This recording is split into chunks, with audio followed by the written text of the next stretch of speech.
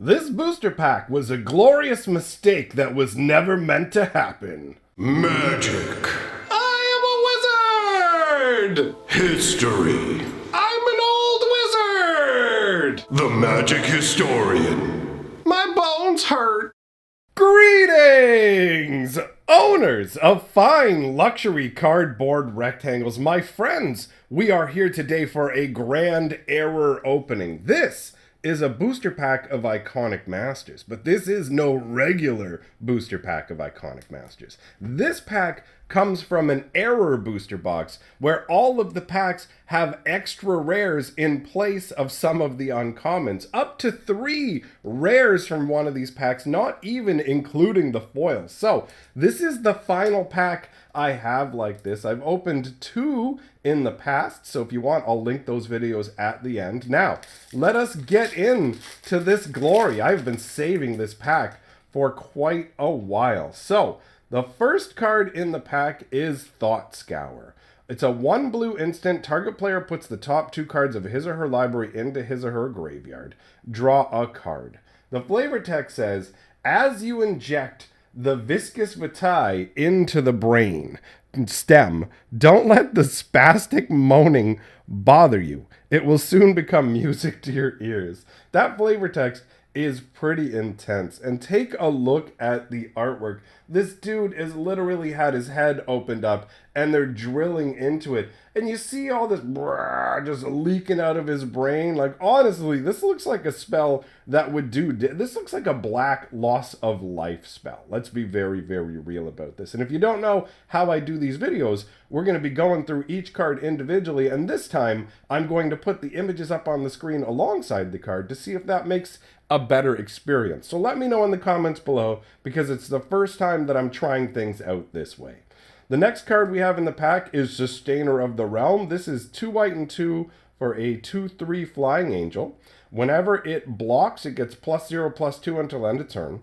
The flavor text says you may break her shield, but you'll never break her spirit. I could break her spirit by telling her she's actually not a terribly exciting magic card. 4 mana for a 2/3 that can become a 2/5 when it blocks is genuinely underwhelming. The artwork's not too shabby though. It's weird because this is about blocking, but the artwork shows it like the angel is just kind of leapt off of this wall maybe and is about to surge forwards. It has less of a defensive position and more of a going out to battle evil kind of positioning to me. That's how I've always felt looking at this artwork. But this is ultimately a very forgettable magic card. Then we have Timberland Guide. I was just about to make a terrible joke about the musician Timbaland and how this guy will take you to him. I guess I did just make the joke, but somehow protected myself by just saying I was going to make the joke instead of bravely doing so. 1 green and 1 for Timberland's best friend, all right? Anyways, Timberland Guide, when it enters the battlefield, put a +1/+1 counter on target creature. Can you build a fire, track a deer, identify killer trees? Then you'll never survive Kessig without me. It's amazing how a dude like this, who's just a 1/1, or theoretically a 2/2, knows how to do all of these different things. Like dealing with killer trees and all these. He's just a little 1/1 dude, but ultimately he's got a lot of flavor. The flavor text itself does a great job of illustrating just how amazing this guy is. The artwork's not too shabby either, right? I mean, he does look like a rough individual who has been surviving out in the wilds for a considerable amount of time. So he does give you that kind of vibe as well. Now, moving on. What do we got next? We got Foul Tongue Invocation. 1 black and 2 instant. As an additional cost to cast it, you may reveal a dragon from your hand. Target player sacrifices a creature. If you reveal the dragon card or control the dragon as you cast Foul Tongue Invocation, you gain 4 life. So this is from the world of Tarkir, where dragons kind of rule over mankind. And you can see in the artwork, you've got this wizard here who's casting the invocation and drawing on this power with the blessing of the dragon. I like that. I like the idea of a wizard casting a spell, and then you've got like a dragon kind of chanting in Draconic in the background. It's pretty neat, and I like the way that the magic that's emanating off of this wizard's hands are also reflected along the spines at the top of the dragon. A little bit of blurriness there. I guess it helps now that I've got the images on the screen, so it's not as distracting when something like that happens. All right, next up, what do we got? We got Duress. This card has been printed so many times in Magic, but this is, if not the most intense artwork, one of the most intense. 1 black sorcery. Target opponent reveals his or her hand. You choose a non-creature, non-land card from it. That player discards that card. And the flavor text says, don't worry, I'm not going to deprive you of all of your secrets, just your most precious one. And that's quoted by, that's a quote that's attributed to Liliana Vess. And you can see this elf is just trapped here with all these tiny little miniature spears surrounding their face, but they came out of random branches. Like a swamp tree all of a sudden had the ends of its branches sharpened into these points, all circling around the face. And it's the pinpoints all around the face and the facial expression that makes this card so intense to look at. What a horrific situation to find yourself in, and to lose your most precious thoughts. No thank you. After that, we've got Pillar of Flame. 1 red for a sorcery. It deals 2 damage to target creature or player. If a creature dealt damage this way would die this turn, exile it instead. The flavor text says, may the worthy spend an eternity in blessed sleep. May the wicked find the peace of oblivion. That actually sounds more like something you would hear like a white-aligned priest saying, more than a specific like red mage setting things on fire. But I guess the idea is supposed to be that a pillar of flame, because it exiles it, essentially you can view it as it's completely being obliterated, right? So the idea is removing the wicked entirely. Just boom, there you go. May the wicked find peace, and may the people who weren't wicked have sort of it's like a funeral rite almost, right? So the artwork definitely has a dark and sinister kind of vibe to it. Look at that crazy tornado of smoke and ash that is being fed by this fire, and you have this lone mage with the hands outstretched chanting the magic to make it happen. A very evocative piece of artwork. I like it. Then we've got Shimmering Grotto. What a contrast to the card we just looked at, right? Dealing with death and destruction. And now you just have a beautiful little glade, a beautiful grotto. So this is a land that taps to add a colorless mana to your mana pool. Pay 1 and tap it, add 1 mana of any color to your mana pool. And the flavor text says, untold riches await those who forsake the bustling world to search the secret, silent places. And I mean, in one way, this wouldn't be silent, right? Because you'd have the water flowing down. But I definitely dig the vibe of this peaceful kind of place that is an interconnection of all forms of nature. And when you're here, you can draw upon all the different types of magic that exist. That is a pretty funky concept overall.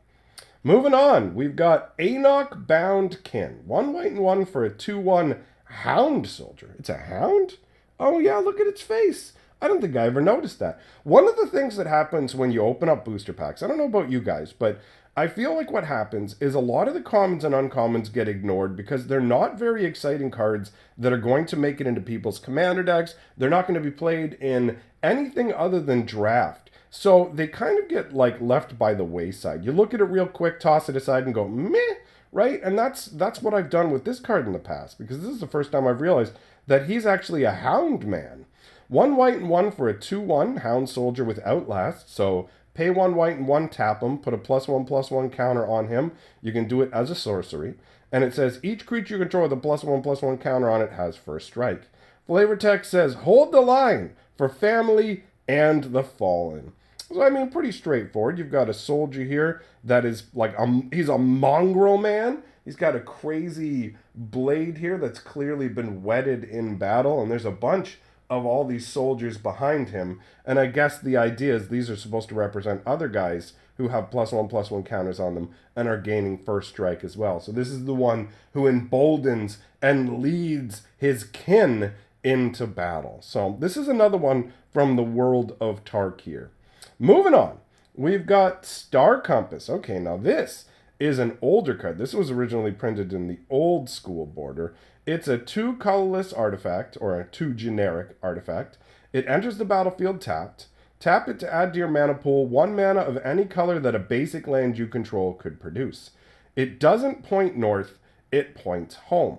I really, really like the concept of that. A compass that's magically attuned to where you consider home as opposed to some sort of magnetic north. And you can see the different colors of magic represented here. And in this case, home is going to be white mana because if I recall correctly, this is an artifact that's actually tied into Urza and his whole big storyline and the Weatherlight and all that good stuff. So that is definitely a white mana aligned faction. So overall, this is a cool concept as a card. And I mean, it's an alright card. The fact that it cares about you having basic lands instead of just any of your lands does limit its power somewhat in this day and age, but still, it's not a terrible card. Then we've got Frost Lynx. 1 blue and 2 for a 2/2 elemental cat. It's like a cat made out of ice, which is really cool. When Frost Lynx enters the battlefield, tap target creature an opponent controls. That creature doesn't untap during its controller's next untap step. The flavor text says it readily attacks much larger prey, knowing retaliation is impossible. This is the kind of creature that I could totally see planeswalkers going out of their way to learn about and form a bond with so they could summon these up across the blind eternities, right? Like, it is, first of all, it's 2/2, so it's much bigger than a regular everyday 1/1 mortal. But the fact of the matter is, it's literally a lynx made out of like pure frost, and anything it touched gets frozen. Like, look at this. You can see the hands of whatever it went after reaching upwards. So looking at the bravery it would show just charging at whatever beasts, you'd be like, yes, okay, I am totally down to summon these up in battle. I mean, from a gameplay perspective, yeah, it's kind of underwhelming draft level card, but from a flavor perspective, this card is 100% a home run. Then we've got Undercity Troll. 1 green and 1 for a 2/2 troll with Renown 1. When this creature deals combat damage to a player, if it isn't renowned, put a +1/+1 counter on it, and it becomes renowned. So this is basically like Fame. It's going to live forever. And it can do that because it's got regeneration. 1 green and 2, regenerate Undercity Troll. And if you don't know how regeneration works, basically you do it when the creature is about to be destroyed, and it isn't destroyed instead. Not too shabby. But unlike you would think when it comes to regenerating troll, once it goes to the graveyard, it can't come back. The artwork shows a big hulking troll looking big and trollish and hulky. And I mean, you can see it's down in the Undercity. This is probably below like the sewers of Ravnica where it's just wandering around eating stuff. But one day it comes lumbering up out of the Undercity and smacks somebody in the mouth. And all of a sudden everybody knows about it. Did you hear about that face smacking troll? All right, moving on.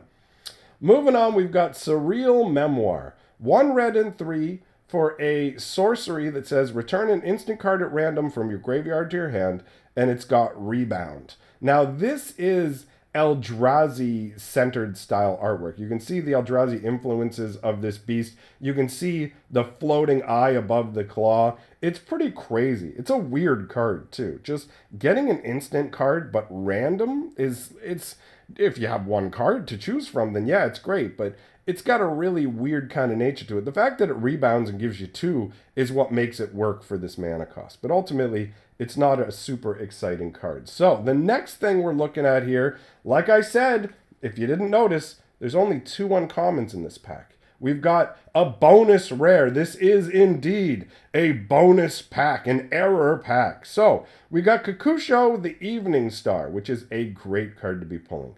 2 black and 4 for a 5/5 flyer.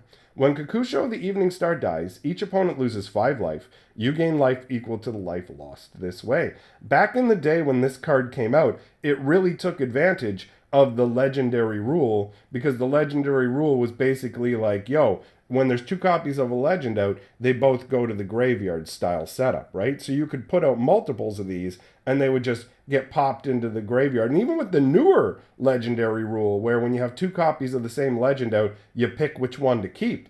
Even then, put out a second one. Oh no, did he go to the graveyard? I guess everybody loses 5 life and I gain that much life. The flavor text says, the fall of the Evening Star never heralds a gentle dawn. I think that the cycle of 5 dragons from Kamigawa are really, really awesome. And I love the artwork with this jet black sinuous dragon done in the Japanese style, where you notice he doesn't have any wings, even though he's a flyer. And you see what looks like these like little floating skulls all around him, representing the necrotic magic power that he brings to the table. This is a sweet card from multiple perspectives, and on an additional level, since this pack was sent to me as a gift, any of the cards that are in it can be added into my cube, and Kakusho will definitely be making it in. Now let's see what the next rare is.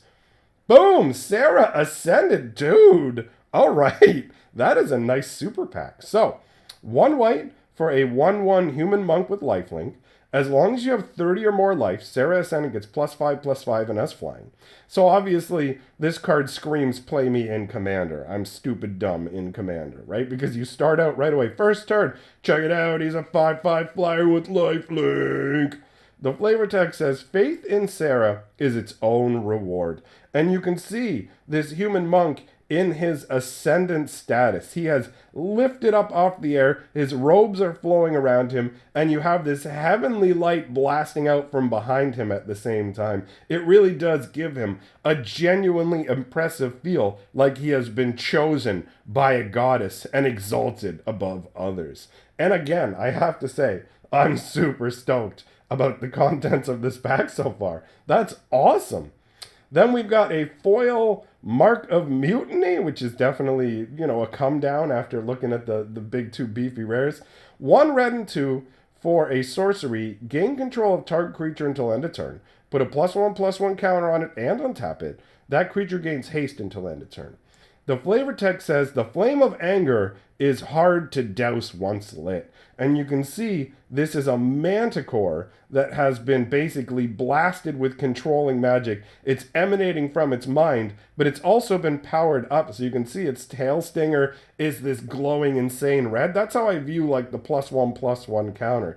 Although admittedly, stealing your opponent's creature and giving it a +1/+1 counter feels like you only want to play this when it's going to win you the game, right? You're not really going to want to beef up your opponent's creatures. This is one of the absolute worst steal your opponent creatures for a turn card in Magic's history, and I am not a fan of this in the slightest. So, I mean, conceptually, the whole, hey, check it out, the infusing of the magic. Wait a minute, is that his tail, or is that the staff of this wizard?